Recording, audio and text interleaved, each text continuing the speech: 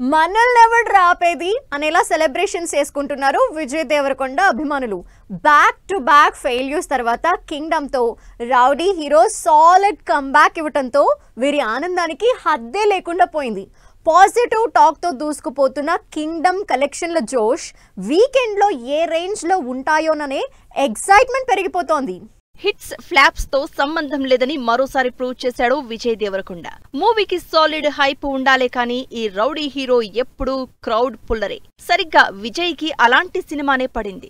లైగర్ disaster ని మరిపించేలా, Arjun Reddy range performance ని dominate చేసేలా, రౌడీ బాయ్స్ ఎప్పుడెప్పుడు తమ కొండన్న హిట్ కొడతాడాని వెయిట్ చేసిన క్షణాల్ని నిజం చేసింది కింగ్డమ్ సినిమా.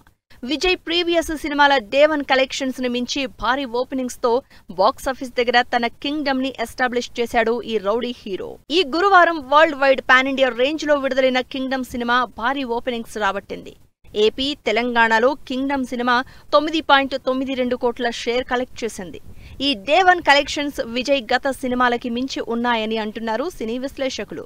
సినిమా రిలీజ్ కి ముందు కింగ్డమ్ మీద ఉన్న భారీ అంచనాలే ఈ రేంజ్ కలెక్షన్స్ కి కారణం అంటున్నారు. ప్రీమియర్స్ తోనే ఓవర్సీస్ లో మొదలైన కింగ్డమ్ హంగామా యుఎస్ బాక్సాఫీస్ దగ్గర 1 మిలియన్ కి పైగా కలెక్ట్ చేసినట్టు తెలుస్తోంది. అంటే ఓవర్సీస్ లో విజయ్ సినిమా 8 కోట్లకు పైగా రాబట్టింది.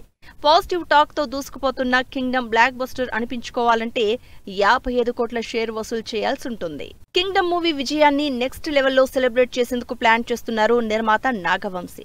సినిమాకి ఆడియన్స్ నుంచి వస్తున్న రెస్పాన్స్ కి స్పెషల్ థ్యాంక్స్ చెప్తూ కింగ్డమ్ పార్ట్ 2 పై ఇప్పటినుంచే హైప్ పెంచేలా సాలిడ్ హింట్ ఇచ్చేశారు.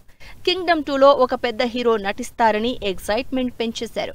ఫస్ట్ పార్ట్లో అడ్జస్ట్మెంట్ కుదరక విజయ్, భాగ్యశ్రీ బోర్సే మధ్య సీన్స్ అండ్ లవ్ ట్రాక్ పెట్టడం కుదరలేదని, పార్ట్ 2లో తన రోల్ ఫుల్ ప్లెజ్డ్ గా ఉంటుందన్నారు నాగవంశీ. మొత్తంగా లాంగ్ బ్యాక్ తర్వాత విజయ్ సాలిడ్ కమ్ బ్యాక్ ఇవ్వడంతో కింగ్డమ్ జోష్ తో ఊగిపోతున్నారు రౌడీ బాయ్స్.